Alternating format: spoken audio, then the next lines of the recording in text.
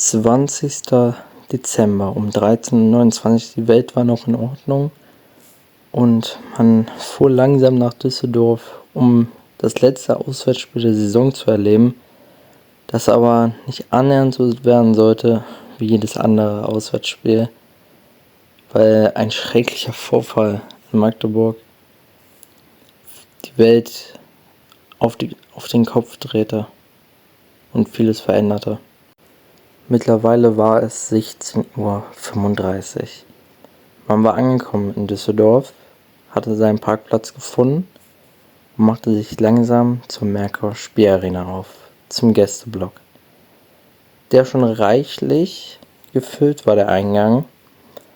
Jedoch freute man sich noch da auf dieses Spiel zwischen zwei Top-Teams und der größten Mannschaft auf der Welt. 17:14 Uhr. Die Tore waren dann geöffnet. Man machte sich rein ins Stadion, holte sich eine Bratwurst, genoss die und machte den ersten Blick auf den Rasen, wo bereits die ersten Spieler kamen und sich aufwärmten, beziehungsweise sich den Platz anschauten. Circa 18:30 Uhr ging dann das letzte Spiel der Hinrunde los.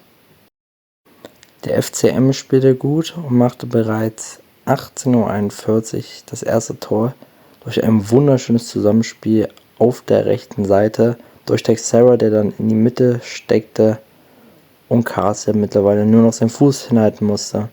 Es war ein wunderschönes Spiel für den FCM, der die ersten Minuten sehr, sehr gut spielte.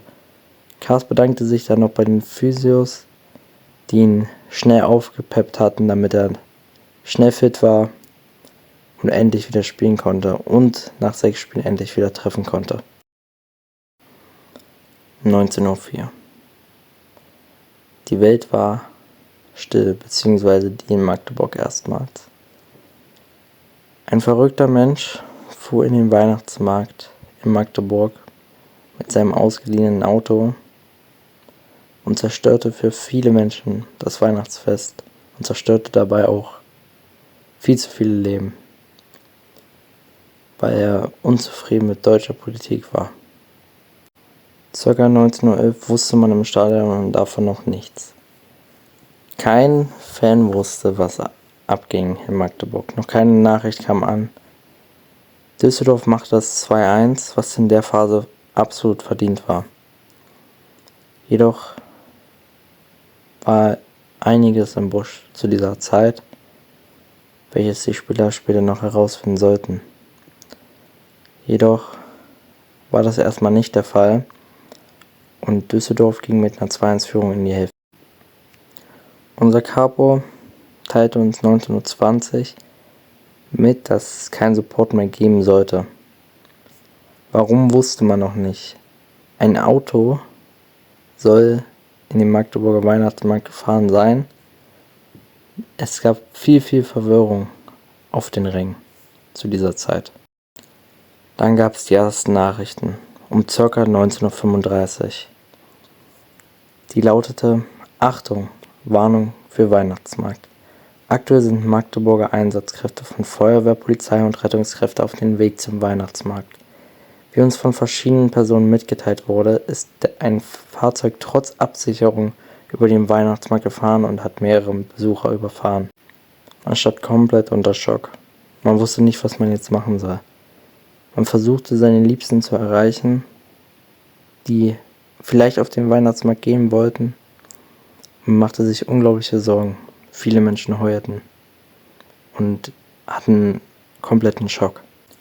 Die Spieler wussten 19:52 Uhr davon noch nichts. Es wurde weiter Fußball gespielt, auf den Rängen kompletter Schauer und Schock. Barisch Artig machte das 2:2, sehr überraschend. Der Jubel hielt sich mehr als nur in Grenzen. Es gab ein Klatschen, kaum Applaus. Dabei wunderte sich auch Barisch Artig, warum es denn keinen Fansupport gibt seit 22 Minuten. Die Antwort dazu sollte Barisch Artig später dann herausfinden.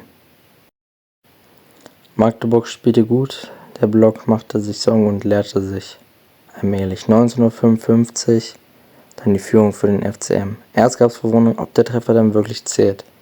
Der zählte dann. Martin Kaas jubelte, freute sich über den Treffer und El Ancuri wollte den Block animieren. In dem Zeitpunkt lauften die Trainer und Trainingstrainer zu den Spielern und überbrachten ihnen die schwere Nachricht.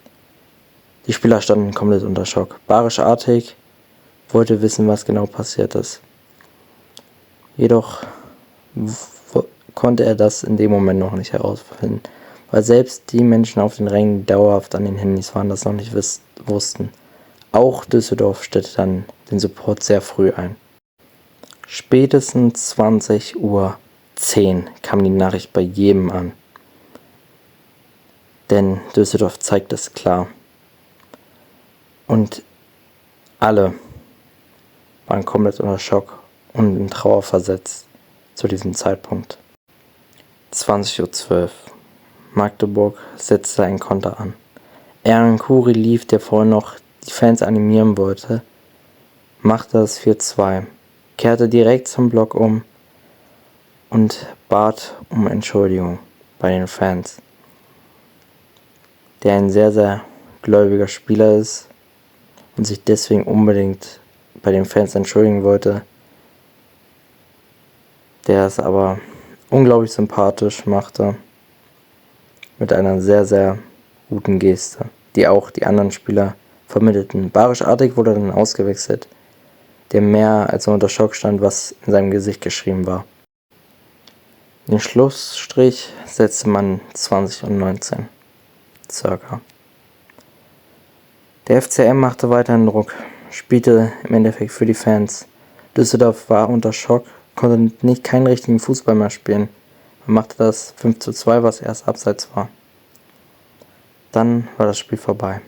Um 20:30 bekam man die ersten richtigen Nachrichten, dass ein Verrückter auf dem Magdeburger Weihnachtsmarkt fuhr, viele Menschen tötete und über 200 Menschen verletzte, welche am Anfang noch 60 waren.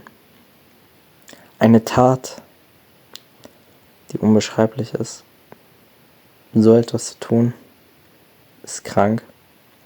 Dafür gibt es keine Gründe. Und für diese Menschen, wo ein 9-jähriger Junge starb, ist unglaublich bitter. Ich will gar nicht ausdrücken, was man mit diesen Menschen machen sollte, weil das wahrscheinlich nicht durchgehen würde. Aber für alle sollte klar sein, dass sowas niemals mehr passieren darf. Und für diese Eltern des 9-jährigen Jungs es nie wieder Weihnachten geben wird. Dass der schlimmste Tag und das schlimmste Fest für sie sein wird. Und sowas sollte niemals eine Familie erleben.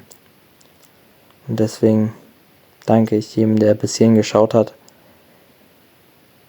Und bitte um noch einmal Trauer, um dieses Erlebnis nochmal komplett verarbeiten zu können. Und bei der Familie zu sein, die diese Zeit erleben musste. Danke.